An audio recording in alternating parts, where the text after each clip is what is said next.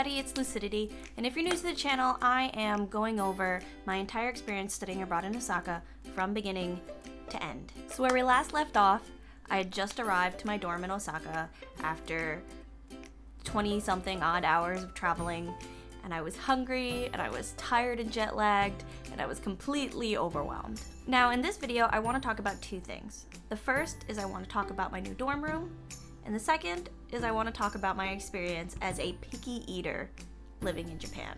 And it's not just that I was a picky eater because I had preferences and I was stubborn. I literally had anxiety towards trying new foods. So if anybody is concerned, when I first made it to Japan, I don't remember if I actually ate anything off the bat. I don't think there was any food available in my dorm, and I think I was just so tired and in need of rest that the first thing I did was unpack, set up my futon, and go to sleep. I will say is that I did learn that that futon was incredibly comfortable. And the next morning I was able to fully take in my surroundings and kind of adjust to my new life. So I want to just explain a little bit about what my dorm was like. So essentially when you walk in, to the right hand side there was the closet on one side, and that was my side, a closet on the left hand side for the other person. The space that was just as much as our futon sizes were, with a table in the center, and it was a low table so you had to sit down onto the ground to actually work on it. And then there was a little bit of a divider, and then the desk and the desk. In addition, our window didn't really have the ability to show us outside or inside. It basically was just there for light. So that next day, my immediate concern was that I needed to find food. And the thing is that there was no food at the dorm. There may have been a vending machine, I don't quite remember, but we were responsible for getting our own food. And I still had 2 days before the start of class, before going on campus, before learning if they had a cafeteria or not. So let me give you a bit of what it's like when you have anxiety and you're in a new place. So first, you're put in that new place. For me, it was the dorm. You get comfortable, you take all your stuff out, you set up your room. Then you can explore your building. You look at the shared spaces, you get comfortable with that, with the layout, and basically feel acclimated in where you are. After that, you go out a little further. You go outside. You get to know your neighborhood. You go maybe 2 blocks in either direction, and you feel comfortable with what's on those corners, and that's your new little safety zone. After that, you can go further, until eventually you're comfortable with your whole neighborhood. Once you get comfortable with your whole neighborhood, you can take a bus, you can take a train, and you can go further out and explore the rest of the world around you. But it starts in getting comfortable with the little spaces around you first. For me, I didn't have too many options. I needed to find a grocery store. And when I finally found the grocery store, it was like a victory. Only for me to be terrified because I can't read any of the labels of anything in that store. So at the time, I wasn't a very good cook. I love cooking now, but at that time I didn't know how to make many things, and one of the things I knew how to make was eggs. And I found eggs, but then I realized, me, the picky eater that I was at the time, didn't eat eggs without ketchup. American ketchup. And the funny thing is, after this experience, I will eat eggs any way, shape, or form now. But at the time, I only ate scrambled eggs with ketchup. So I found the eggs, but without ketchup, they were useless. So then the next thing, I always eat cereal for breakfast. This is a habit that I continue to this day. I mostly eat like healthy cereals, but at the time, the only cereal in Japan that I could recognize was Frosted Flakes. And this was something I never even considered. There was only cornflakes and there was Frosted Flakes, and you were not gonna catch me eating cornflakes. So I got Frosted Flakes. So that day, I went home and I had my bowl of Frosted Flakes. And the next day, I went back out for part 2 of my mission, which was I was going to find this ketchup. Suddenly, I'm the bravest person in the world.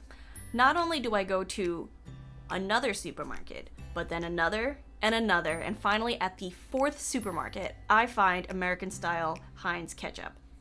And I bring that back with me, and I buy my eggs, and I make myself some food, and I am super excited that I got to eat something that I was familiar with.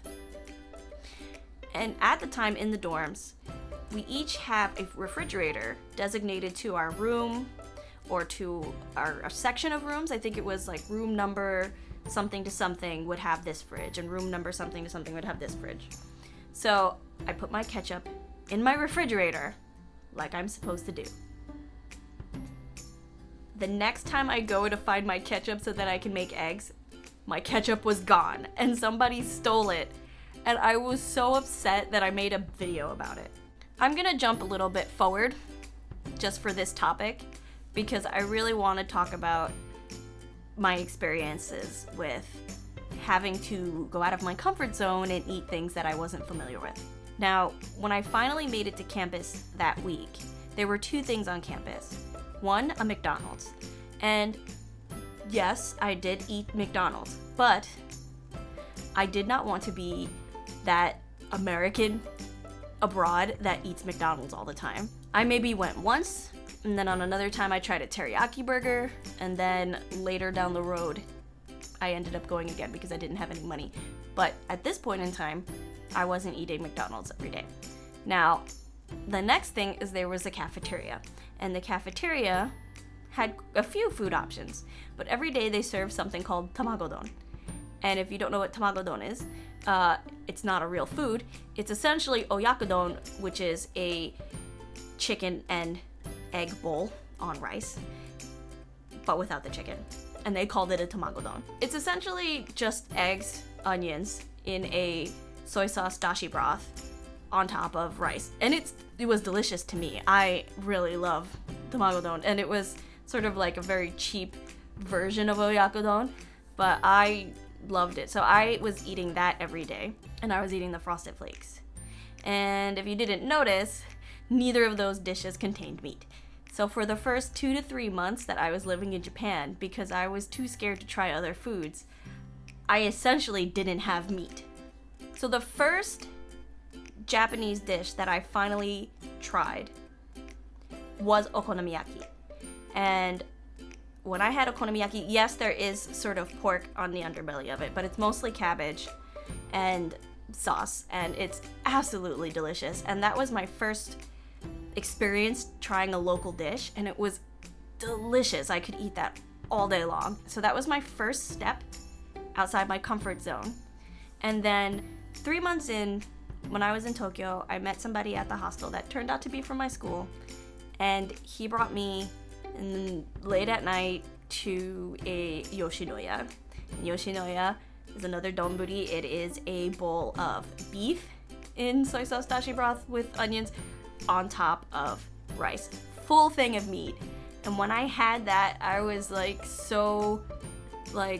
it was the most delicious thing that I had in my entire life. I was in love with this yoshinoya gyudon bowl. And from there, I just started eating all sorts of local Japanese food. I mean, I was going to kombini and I was having onigiri from the kombini and all sorts of the bentos that they make. I had gyoza in small mom and pop shops that was delicious. I fell in love with the yakisoba that you can get at a festival. And this all influenced my own cooking journey, where I wanted to cook many of the foods that I was trying, and I was buying all sorts of ingredients to save money, and I was making all sorts of dishes that I found. And it was my first time cooking new foods. It was my first time eating all these new foods, and it was absolutely delicious. So I guess what I want to say is that kind of like exploring your neighborhood and starting at your dorm, then at the couple of blocks around you, and then eventually expanding to everywhere. Being a picky eater and becoming comfortable with new foods is just like that, especially when you have anxiety towards eating things you're not used to. First, you want to eat things that are familiar to you. Then you'll eat things that have stuff that are familiar to you, but they're not dishes that you've had before. And then you sort of branch out until you're eating all sorts of new things that you never ate before. And was I cured of being a picky eater after my 5 months in Japan? No, I was not. It's taken me a decade. And every year there's a new thing that I input into my diet that has just opened up a whole world of new foods. So the lesson of this video, and the only lesson of this video, is don't eat the foods that you're used to eating back home while you are studying abroad, especially in Japan. In Japan, if you want to get eggs with ketchup, not only is it hard to find, but it's very expensive, and the Frosted Flakes are very expensive, and if you were to try to get Domino's pizza, it's like $30 US. It is way more money and way less satisfying to try to eat the foods you had back home. But if you go out and you try all of the local foods, it is delicious, it is very much more cost effective, and you're opening your mind up to things that you were previously closed off to before. So, highly recommend eating the local food.